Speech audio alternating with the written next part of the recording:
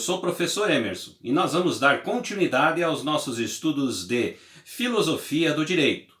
Hoje estaremos discutindo um teórico extremamente importante para a filosofia, que é Thomas More. As suas contribuições serão apresentadas aqui neste vídeo.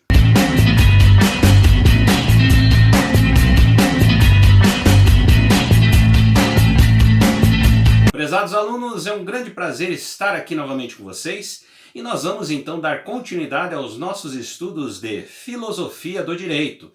Hoje nós estaremos discutindo alguns aspectos importantes e as contribuições de Thomas More, que vai trazer efetivamente muitas informações e grande parte de todo o seu trabalho e as contribuições que esse trabalho teve com relação à filosofia e aqui no nosso caso com a filosofia do direito. As contribuições do texto hoje são do professor Eduardo Bittar, que vai trazer algumas informações importantes para nós conhecermos um pouco mais sobre esse teórico chamado Thomas More. Vamos então ao nosso primeiro slide. Estudou em Oxford, onde travou contato com o pensamento humanístico, assumindo uma proximidade com as notáveis ideias de filósofos e pensadores a ele contemporâneos, como o arcebispo de Canterbury, Grogan Norton Collett, e principalmente o Desidério Erasmo ou Erasmo de Roterdã. Enfim, em seu contexto está cercado de grandes autoridades que se notabilizaram pelas ideias humanísticas, idealistas e pelo crescente comprometimento com o direito natural. Sua formação humanística inclui o conhecimento de obras filosóficas, políticas de grande importância, como as de Santo Agostinho e a de Platão. Sua condenação à morte em 1935 em função de uma desavença político-religiosa com Henrique VIII em defesa dos ideais e ligação da Inglaterra com Roma. Teve o reconhecimento por parte da Igreja, que o canonizou, passando a ser identificado como São Tomás Moros. Aqui nesse ponto nós temos um fator extremamente importante, que é a relação da desavença que vai ocorrer entre Thomas More e Henrique VIII. Aí nós temos a característica de Thomas More, justamente pelos seus preceitos católicos muito fortes, trazidos já de família, que vai bater de frente com o processo da construção da igreja anglicana na Inglaterra. A desavença com Henrique VIII, com o Papa, vai, em outras palavras, trazer essa perspectiva do surgimento da igreja anglicana. Nesse sentido, Thomas More não vai absorver essa característica religiosa, ou seja, não vai aderir ao protestantismo. Então, nesse sentido, aí a gente vai poder observar que esse foi um dos pontos importantes que fez com que Thomas More fosse julgado e condenado à morte dentro dessa fase do domínio absolutista de Henrique VIII. Vamos então ao nosso próximo slide. Na Inglaterra, além da repercussão das questões de cunho religioso durante o século XVI, começou a despontar uma economia centralizada na produção da lã, que acabou de gerar excessiva concentração de terras e de rendas, acentuando ainda mais as sensíveis disparidades sociais. Esse fato econômico haveria de marcar profundamente as preocupações de Thomas More. Em meio a tantas mudanças e convulsões sociais, religiosas, econômicas e até políticas, Thomas More destacou-se por sua luta intelectual, propondo uma possível solução utópica em seus pensamentos filosóficos. Como chanceler e humanista, porfiou pela defesa da Inglaterra em seus interesses, além de manter-se fiel às suas convicções religiosas cristãs e sua honestidade político-jurídica. Um dos pontos que nós vamos identificar aqui dentro de seu trabalho é a relação da produção do texto A Utopia, uma obra muito importante quando falamos de Thomas More, onde ele se relaciona em dois capítulos importantes. O primeiro capítulo trata basicamente de uma descrição ao qual não foi de muito agrado aos olhares da nobreza, com relação às características da Inglaterra. Uma Inglaterra onde utilizava de muita força o poder, uma Inglaterra onde você encontrava desigualdade social de uma forma muito clara. Isso foi, em outras palavras, apresentado nesse trabalho construído por Thomas More, no seu primeiro capítulo. No segundo capítulo, ele trata basicamente dessa relação da utopia. Como seria efetivamente uma nação onde as pessoas teriam os mesmos direitos, onde as pessoas seriam respeitadas da mesma forma, independente da sua condição econômica, ao qual também não estaria previsto dentro desse trabalho.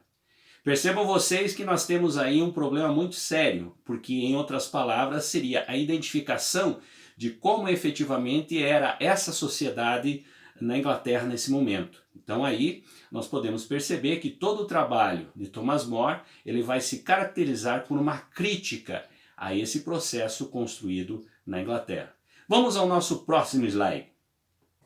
A utopia de Thomas More, que se assinalava como sendo um escrito contextualizado em meio às utopias renascentistas, sobre franca influência e inspirações dos modelos greco-romanos, aborda de maneira crítica as instituições que compunham a conjuntura de então e as repercussões sociais futuras dos problemas ingleses presentes na sua época.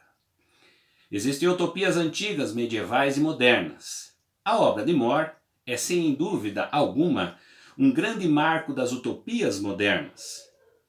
A prostada do escrito francamente idealista, acercando-se de temas os mais variados, sendo que todos convergem para a formação melhor república a se viver. A obra adapta-se muito bem ao momento de abertura dos horizontes europeus, com os mitos vindos de ultramar, com as lendas sobre os povos indígenas e com os rumores do paraíso terrestre. Um dos grandes pontos que nós podemos identificar na obra de Thomas More é efetivamente a construção de um conceito sobre utopia. Aquilo que efetivamente é idealizado é pensado, mas não representa a realidade. Porém, seria um grande recurso na sua aplicabilidade. Aí, nesse sentido, nós temos efetivamente, a partir de um pensamento da filosofia moderna, características que vão trazer um novo repensar sobre esse processo construído. É claro que nós temos aqui as influências que vão existir de Platão, de Aristóteles, principalmente Platão, quando você vai pensar a ideia de república. Dentro desse contexto, percebemos a influência que vai existir no pensamento de Thomas More com relação à filosofia desenvolvida na antiguidade. Assim a gente percebe que é um trabalho de grande importância que vai trazer novas inspirações para outros teóricos que também vão reler todo o trabalho de Thomas More. Vamos ao nosso próximo slide. Da análise social, em primeiro momento, segue-se uma veemente crítica aos reis e a maneira como esses conduzem o poder. Ressalta-se que o trono tem sido utilizado por seus ocupantes como mero instrumento de satisfação de seus desejos e caprichos, distanciando-se da sua função inicial, que era a organização social e a condução harmônica do conjunto para o alcance do escopo social por todo idealizado. As desigualdades sociais, as disparidades de status na sociedade, a exploração dos trabalhadores, a formação de uma economia agressiva para os desfavorecidos. São estas as preocupações que tem em mente Thomas More. As atitudes de um rei devem condizer com o bem comum e sempre procurar os benefícios de seus súditos.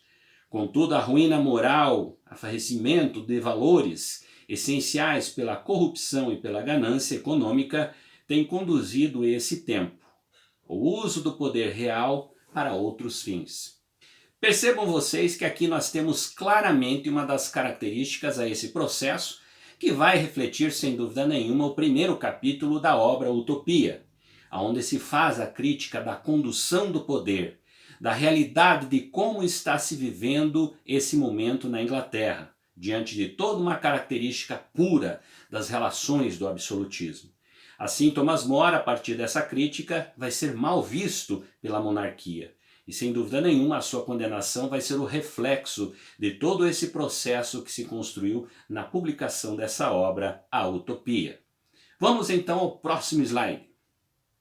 Num ataque direto às formas de governo instauradas até aquele momento, More apresenta a magistratura, o corpo governamental e ainda outros partícipes da estrutura institucional da região como membros eleitos do povo e para o povo. O sigilo e a falsidade originários dos espíritos atravessadores nesse sistema político-jurídico são prevenidos por mecanismos de decisão aberta diante do público, evitando-se conspirações. Ainda quando trata das artes e dos ofícios utopianos, utiliza-se de seus artifícios teóricos para questionar os problemas advindos da injustiça, distribuição social dos homens em sociedade.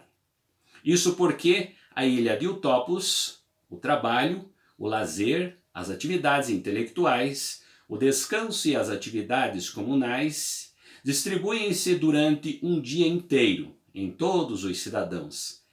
Aqueles ociosos, pretensos, inválidos, nobres, clérigos e beatos que somam grande massa inválida na Inglaterra no século XVI. Na utopia não encontram lugar. Todas as atividades são distribuídas a todos os participantes dessa sociedade, segundo as aptidões naturais desenvolvidas por cada qual. Aqui é uma das características que ela vai se apresentar para efetivamente o segundo capítulo, onde Thomas More vai discutir efetivamente esse processo da ilha construída no seu trabalho, que seria a ilha de Utopia. Então, dentro dessa característica, podemos perceber que toda a sociedade teria uma valorização e não teria efetivamente espaço para aqueles que se atribuem e se vangloriam de todo aquele processo do poder construído dentro de uma sociedade. Assim, nós teríamos uma distribuição por igual, uma valorização por igual, onde aqueles que são efetivamente conduzidos ao poder para administrar essa sociedade têm efetivamente a mesma função de todos aqueles, ou seja, a relação de uma função dentro da sociedade, de administrar, e não efetivamente de exercer o poder, que é um dos processos da crítica de Thomas More, quando apresenta isso no seu primeiro capítulo da obra Utopia. E aqui nós podemos perceber que é efetivamente ao contrário de tudo aquilo que ele constrói e ele critica no seu primeiro capítulo, ele traz uma proposta para o segundo capítulo, quando fala da ilha de Utopia. Vamos então ao nosso próximo slide. Quanto ao ordenamento jurídico, a organização e a disposição das leis da ilha de Utopia destacam-se as seguintes. As leis são promulgadas com a finalidade de cada qual seja advertido em seus direitos e também em seus deveres. As leis não os multiplicam em infinitas disposições normativas, pois são em número pequeno e, não obstante, são suficientes às instituições e à sociedade. Dessa forma, essas assertivas expressam e manifestam abertamente a repulsa do autor à burocrático e complexa organização jurídica inglesa do século XVI. Enfatiza-se a necessidade das leis claras e acessíveis ao povo, sobretudo com relação à prática da justiça. As convulsões sociais e as nítidas discrepâncias entre a teoria jurídica, pregada pelos doutores do direito, e a realidade desprovida de qualquer embasamento legal originam a repulsa de Thomas More. Em tal meio, as leis são mecanismo de justificação do poder e fundamento das maiores iniquidades. Aqui dentro desse processo nós podemos perceber então toda a crítica apresentada por este que foi chanceler, por este que foi advogado e por esse que teve efetivamente uma representatividade muito importante na sociedade inglesa antes do processo da separação que ocorreu entre o rei Henrique VIII e Roma, com relação à questão da composição de uma nova religião na Inglaterra, que seria a religião anglicana. motivo pelo qual foi efetivamente a discordância de Roma com relação à separação de Henrique VIII com Catarina de Aragão, por motivo de não ter um filho homem.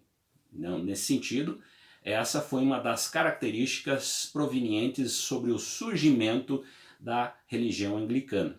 Nesse sentido, nós temos efetivamente todas as desavenças que vão ocorrer entre Thomas More e Henrique VIII. Antes desse processo, enquanto a Inglaterra ainda aderia ao catolicismo, você tinha efetivamente toda uma projeção que foi construída em Thomas More pela sua capacidade intelectual e efetivamente por todo esse processo construído dentro da cátedra, ao qual ele alcança através de toda a qualidade dos trabalhos apresentados. Porém, passando essa fase, nós temos então essa repulsa que vai ocorrer por parte de Henrique VIII com relação ao pensamento e às defesas e às características dos trabalhos apresentados por Thomas More. Então, quando falamos basicamente nessa relação do trabalho à utopia, que é uma grande obra apresentada por Thomas More, nós temos então essa característica. São dois momentos importantes dentro da sua obra. O primeiro capítulo, que reflete basicamente a realidade que nós temos na Inglaterra nesse momento, e o segundo capítulo, que é efetivamente aquilo que foi construído por Thomas More, que chama-se A Utopia, que aliás é um trabalho de grande qualidade, que vai trazer essa característica muito clara sobre a ideia do conceito de utopia nesse momento da modernidade e vai, em outras palavras, possibilitar que diversos outros teóricos venham a explorar esses conceitos apresentados. Então essa obra Utopia, de Thomas More, ela passa a ser extremamente importante justamente por essas características, e essa crítica e também todo esse processo de reconstrução que ele vai fazer com relação à questão teórica sobre esse universo vivido na Inglaterra. Espero que tenha contribuído para vocês aqui com relação a essas informações desse grande teórico. É claro que nesse momento a gente faz ainda uma apresentação breve com relação ao trabalho dele, mas de certa forma a gente pode contribuir aí com essas informações para podermos entender um pouco mais sobre esse teórico importante chamado Thomas More. A todos vocês, muito obrigado e nos encontramos então no nosso próximo vídeo.